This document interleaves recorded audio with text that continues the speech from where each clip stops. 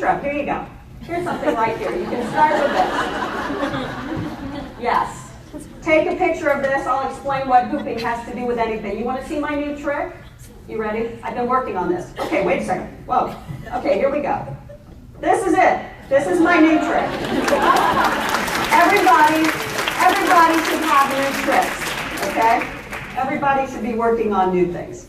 Last night, did I eat walleye and beer cheese soup? Fantastic. And Phyllis back there just told me I cannot leave town without trying fresh, squeaky cheese curds. Thank you. Sometimes we feel stuck because something has happened in our personal lives. We're human beings.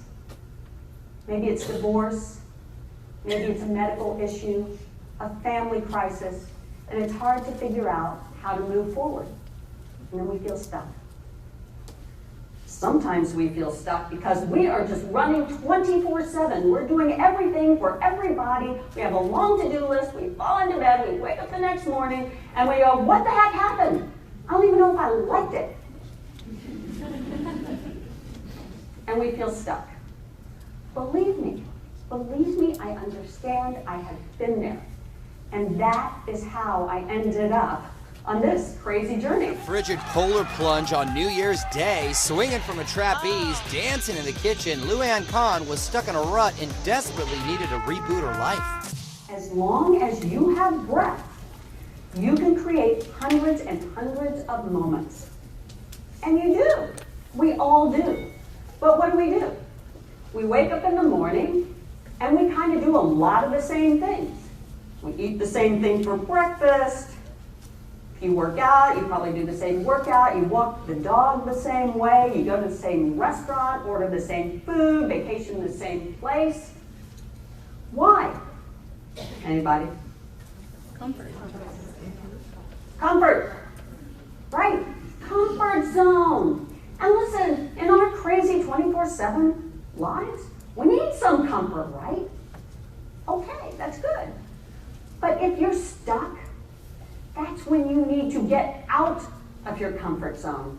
And of course, that's the hardest time to get outside of your comfort zone. So here I am, by the time I'm 35 years old, I've lost my entire large intestine and my right breast, and I'm thinking, who survives that? Who gets to live past that? Obviously, I did. Not only that, I survived a kidney cancer 10 years later and had part of my right kidney removed.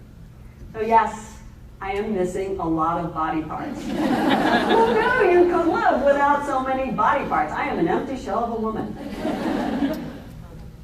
But now, fast forward, 2009, I should be dancing every day that I am just alive, but I am not. I should be thrilled that I see my little girl graduate college and grown up, but I am miserable. My daughter was there, and these guys in Speedos, who I do not know, dragged me into the ocean and dragged me out. But you know, something happened. Something happened. I felt different when I came out. It was almost like a crazy baptism. And when I came out, I felt exhilarated and excited and happy in a way I hadn't felt in a long time. And I realized I was on the right path. I just didn't really understand why. It took me a little while to figure that out. But I knew, all right, I'm just going to keep going. So every time you do something for the first time, it's like throwing a pebble in the karmic universal pond of life. You're creating ripples. You're creating energy.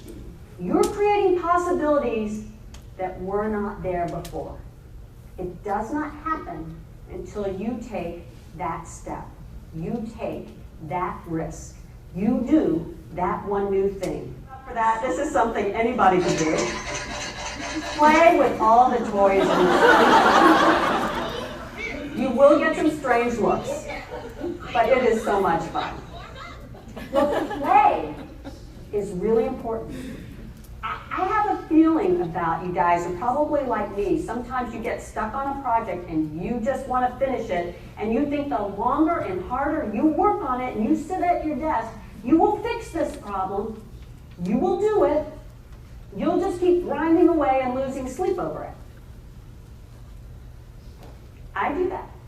This is why I have to make sure there are people around me that will pull me away to play. Because play is important. Play will help you fix that problem.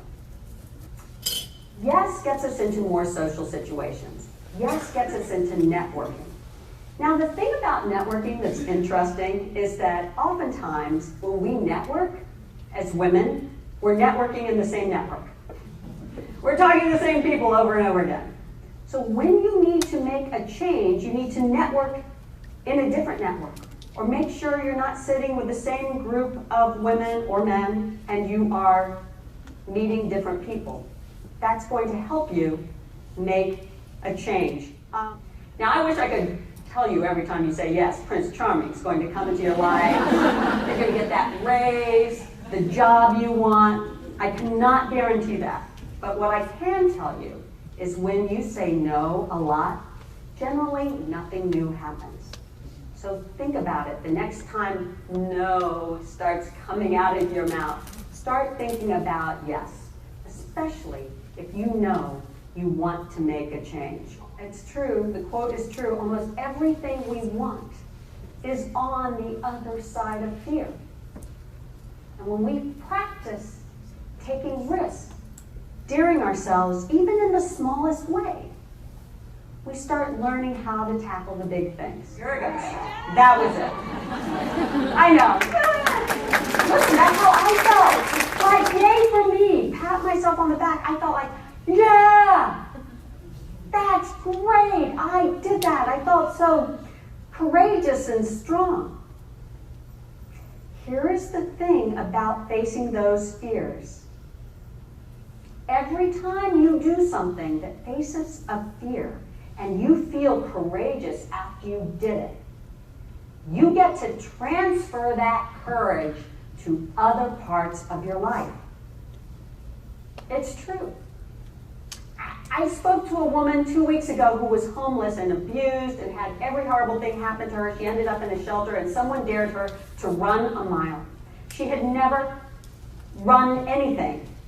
She was a large woman who never worked out, and it was the hardest thing she ever did. And she said when she got up that hill and she's breathing and she's huffing and she thinks she's going to die, but she accomplished it, it's like, huh? I can go to school. I can get a job. Because that was the hardest thing I ever did. This has to be easier than that. That's how we feel when we face something that scares us. Now, what I'd like you to do is spend a minute talking to someone who's next to you and sharing your dare. But I also like you to help each other figure out how you're going to accomplish that. Krista is going to say yes to everything. So that's good. You're going to hold her accountable. All right, who else would like to share a dare? We're talking about leadership here and leading like a girl. And I just want to leave you with this idea, this thought, is, how do we lead if we're not motivated? How do we lead if we're not inspired? How do we lead our teams if we're not daring ourselves? So I hope you'll take those bubbles as a reminder, stick them on your desk. Remember, when you wake up in the morning, there's a lot of choices out there. Choose something different. And I promise you, something different will happen. I dare you.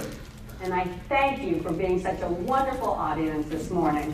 Have a great conference.